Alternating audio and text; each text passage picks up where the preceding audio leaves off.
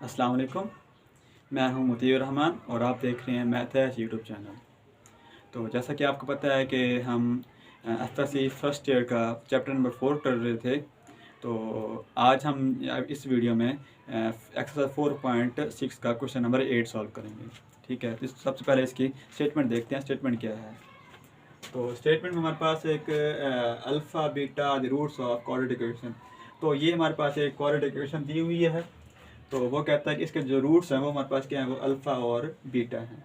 ठीक है, फिर वो कहता है कि इस इक्वेशन को ना यूज़ करते हुए हमने एक दूसरी इक्वेशन बनानी है, क्योंकि आपको पता है कि ये हमारे पास है सेकंड डिग्री इक्वेशन है, क्वाड्रेटिक इक्वेशन है।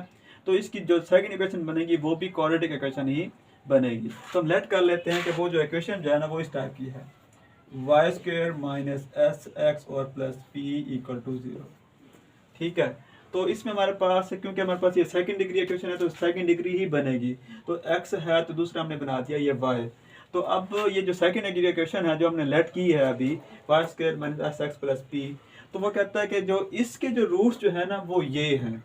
जैसे इस इक्वेशन के रूट्स ये है ना, अल्फा बीटा दो रूट्स हैं, क्योंकि रूट्स का मतलब होता है कि इसके जितने सोल्यूशन बनेंगे। और ये जो इक्वेशन हमने लेट की है इसके जो रूट्स हैं वो हमारे पास कितने रूट्स हैं, इसके 2 रूट्स हैं ना। तो ये हमारे पास है अल्फा है और ये हमारे पास क्या है, ये बीटा है। अब हमने इस इक्वेशन को यानी कि फॉर्म करना है, बनाना है। तो बनाएंगे कैसे? तो जैसे हम एफएससी यानी कि आपने इसका चैप्टर क्वेश्चन नंबर 1 भी किया था।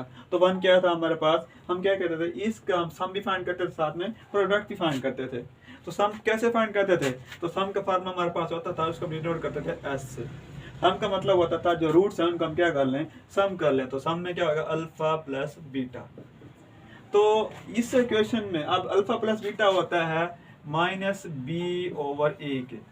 इसमें हमारे पास b की वैल्यू क्या है, तो इसकी अगर हम कंपेयर करें इसकी जनरल फॉर्म से, तो a की वैल्यू हमारे पास होगी 5 और b की वैल्यू हमारे पास क्या होगी, -1 और c की वैल्यू क्या होगी, -2। ये तो आपने 4.1 में भी सीखा था। ठीक है, तो सम हमारे पास क्या है, इस इक्वेशन का सम अल्फा प्लस बीटा है वो किसके इक्वल होता है, -b ओवर है। तो b की वैल्यू हमारे पास क्या है, -1, इधर माइनस पहले से है पर, तो वो क्या बन जाएगा हमारे पास, ये 1। और a हमारे पास क्या है, a हमारे पास है 5। तो सम हमने फाइंड किया इस इक्वेशन का, ये 1/5। और इसके बाद फिर इसका प्रोडक्ट भी फाइंड करेंगे। तो प्रोडक्ट क्या होता है, जो भी हमारे पास रूट्स हैं उनको हम क्या कर लें, मल्टीप्लाई कर लें। तो वो क्या बनेगा, अल्फा मल्टीप्लाई बीटा। तो अल्फा बीटा वो किसके इक्वल होता है, वो होता है सी ओवर ए के। ठीक है, तो सी का क्वेश्चन क्या है, सी की वैल्यू हमारे पास है -2 और ए की वैल्यू हमारे पास क्या है 5। तो वो बनेगी -2 ओवर 5। तो जैसे हमने इस इक्वेशन के हमने सम भी फाइंड किया, साथ में प्रोडक्ट भी फाइंड किया। तो अब इस इक्वेशन के रूट्स जो है ना, रूट्स को हमने सम भी कर लिया, साथ में प्रोडक्ट भी फाइंड कर लिया। ठीक है, लेकिन जब हमारा टारगेट क्या, हमारा टारगेट ये है कि वो कहता है कि फॉर्म अनदर इक्वेशन, दूसरा इक्वेशन बनाए। तो दूसरे इक्वेशन हमने क्या लेट किया है, ये लेट किया। तो इसके हमने क्या फाइंड करना है, इसके हमने यानी कि एस भी फाइंड करना, साथ में प्रोडक्ट भी फाइंड करना है। तो सम एस का मतलब होता है, एस का मतलब होता है सम करना। तो सम का मतलब होता है इनके जो रूट्स हैं उनको हम सम करें। तो क्या करेंगे, वो हमारे पास क्या निकलेगा, सम का मतलब होता है अल्फा प्लस बीटा। ये होता है ना, जो रूट्स हैं उनको हम क्या कर लें, अल्फा प्लस बीटा। इधर हमारे पास अल्फा क्या था, अल्फा था 3 ओवर अल्फा। इसकी वैल्यू हमने पुट की 3 ओवर अल्फा, और बीटा की वैल्यू हमारे पास क्या है, वो है 3 ओवर बीटा। ठीक है, अब हमने इसकी वैल्यू फाइंड करनी है। इसकी वैल्यू का मतलब है इसमें हमारे पास अल्फा बीटा ना हो। तो अल्फा बीटा ना हो तो उसको हम रिप्लेस करेंगे अल्फा प्लस बीटा से और अल्फा माइनस मल्टीप्लाई बीटा, क्योंकि हमें इनकी वैल्यू पता है। ठीक है, लेकिन इसकी वैल्यू हमें पता नहीं है। तो इसको सबसे पहले हम क्या करेंगे, सिंप्लीफाई करेंगे। तो वो क्या आंसर बनेगा, और पता है ये भी हमारे पास जो है रैशनल नंबर है, ये भी हमारे पास क्या है, रैशनल नंबर है। तो रैशनल नंबर का ऐड कैसे करते हैं, इन दोनों का जो भी डिनोमिनेटर होता है उनको हम क्या लेते हैं, एलसीएम लेते हैं। तो अल्फा और बीटा का एलसीएम क्या आता है, अल्फा और बीटा आ जाएगा। ठीक है, क्योंकि ये दोनों डिफरेंट नंबर हैं तो अल्फा बीटा आ जाएगा।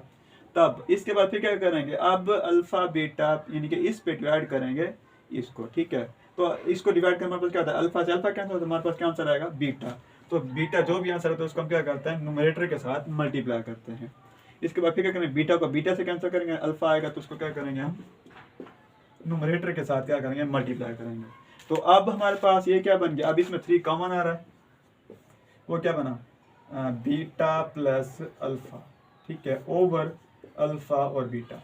अब आपको पता है अल्फा प्लस बीटा की वैल्यू हमें पता है और साथ में अल्फा बीटा की वैल्यू पता है, मतलब इस इक्वेशन को हमने बनाना है, इनके रूट्स का हमें क्या करना है, सम करना है, और इनके सम में जो अल्फा बीटा है उनकी वैल्यू कहाँ से आएगी, उनकी वैल्यू आएगी इनसे, जो हमने पहले एस पी फाइंड किया था, हमने प्रोडक्ट भी फाइंड किया। तो अल्फा प्लस बीटा की वैल्यू हमने क्या फाइंड किया, 1 और 5, 3 इंटू अल्फा प्लस बीटा की वैल्यू है 1/5 ओवर अल्फा बीटा की वैल्यू हमारे पास क्या है, -2/5। तो इसका आंसर क्या बनेगा, 3/5 मल्टीप्लाई 5/-2, ठीक है। तो ये -2/5 है, इसको ये डिनोमिनेटर में है तो इसको हम डिनोमिनेटर में लेकर जाएंगे तो ये रिवर्स हो जाएगा, तो ये 5 से 5 कैंसिल हो जाएगा, तो हमारे पास आंसर आ जाएगा -3/2, ठीक है। अब ये हमने सम जो फाइंड किया है, अब इस सम को क्या करेंगे, इस इक्वेशन में s की जगह पे हम क्या करेंगे, पुट कर देंगे। इसके बाद फिर हमें क्या करना है, इसका p फाइंड आउट करना है। तो p कैसे फाइंड आउट होता है, तो p होता है अल्फा मल्टीप्लाई बीटा, ऐसे होता है ना। तो अल्फा की वैल्यू हमारे पास की अल्फा क्या है, 3 ओवर अल्फा है हमारे पास, और बीटा हमारे पास क्या है, 3 ओवर बीटा। तो क्या आंसर बनेगा इसका, 9 ओवर अल्फा बीटा, ऐसे बनेगा ना, 9 ओवर अल्फा बीटा। अब अल्फा बीटा की वैल्यू हमारे पास क्या है, अल्फा बीटा की वैल्यू हमारे पास है प्रोडक्ट हमारे पास क्या गिवन है, -2/5, सॉरी 9 ओवर -2/5। अब क्या करेंगे, अब इसके बाद इसको सिंप्लीफाई करेंगे तो हमारे पास आंसर क्या आ जाएगा। अब देखें इधर बच्चे आके कंफ्यूज हो जाते हैं, तो अब ये देखें हमारे पास ना ये 9 जो है ये नुमरेटर है और ये -2/5 जो है ये डिनोमिनेटर है। तो आपने इस कंफ्यूजन से बचने के लिए आपने क्या करना है, अब ये देखिए डिनोमिनेटर के 2 पार्ट्स हैं और नुमरेटर के हमारे पास 1 पार्ट है, तो आप सबसे पहले नुमरेटर के भी 2 पार्ट बना लें। तो नुमरेटर के 2 पार्ट्स कैसे बनेंगे, 9/1 -2/5, तो क्योंकि इसके तो ऑलरेडी 2 पार्ट्स हैं तो इसको भी हम ऑलरेडी 2 पार्ट्स में बना सकते हैं, क्योंकि 9 को 9/1 भी लिख सकते हैं, ठीक है। अब इसके बाद क्या होगा हमारे पास, अब ये जो डिनोमिनेटर जो भी है इसको क्या करेंगे हम ऊपर यानी कि नुमरेटर में लेकर जाएंगे। तो आपको पता है जैसे ही हम उसे लेकर जाते हैं तो क्या हो जाता है, वो रिवर्स हो जाता है। तो क्या आएगा 5/-2, तो आंसर हमारे पास क्या आ जाएगा, आंसर हमारे पास आएगा 9 5 कितना होता है 45 -45 एंड डिवाइडेड बाय 2। अब ये हमने फाइंड आउट कर लिया, प्रोडक्ट फाइंड आउट कर लिया, ठीक है। अब क्या होगा, अब हमने जो ये क्वेश्चन फाइंड करनी थी ना, तो क्या करेंगे, अब जो अल्फा बीटा की जो वैल्यू है और अल्फा प्लस बीटा की जो वैल्यू है, मतलब एस की वैल्यू है और प्रोडक्ट की जो वैल्यू है, उसको हम क्या करेंगे, इसमें पुट करेंगे तो हमारे पास फाइनल आंसर क्या बनेगा।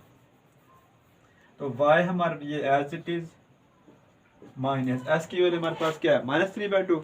अब ये माइनस पहले से गिवन है तो ये हमारे पास क्या हो जाएगा +3/2, और ये साथ में सॉरी इधर हमारे पास क्या था, y था, क्योंकि हम ये इक्वेशन हमने इन टर्म ऑफ x ली है तो इसको हम क्या लेंगे, इन टर्म ऑफ y लेंगे। तो ये y और ये प्लस p की वैल्यू हमारे पास क्या है, p की वैल्यू है -45/2।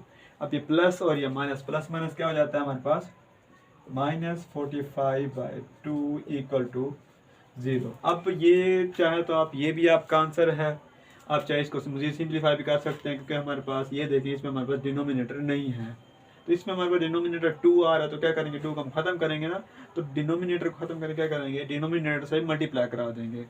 तो क्या आंसर आ जाएगा 2y² बन जाएगा, इधर से ये खत्म हो जाएगा 3y और ये माइनस क्या हो जाएगा 45 और इक्वल टू 0, मतलब 2 से मल्टीप्लाई कराएंगे तो ये 2y² बन जाएगा, ये भी 2 कैंसिल हो जाएगा, ये भी 2 कैंसिल हो जाएगा, तो हमारे पास ये आंसर आ जाएगा। अब देखें कि ये हमारे पास ये भी हमारे पास सेकंड क्वेश्चन थी, इसी से ही हमने जो रूट्स दिए गए थे उसकी मदद से हमने इससे और इस रूट से हमने क्या एक सेकंड इक्वेशन हमने फाइंड आउट की, वो हमारे पास हो गई ये, ठीक है। तो उम्मीद है आज का आपको लेक्चर समझ आया होगा। तो अगर समझ आ गया तो इस चैनल को चैनल सब्सक्राइब करें, इस वीडियो को हो सके जितना भी हो सके शेयर करें। Thank you.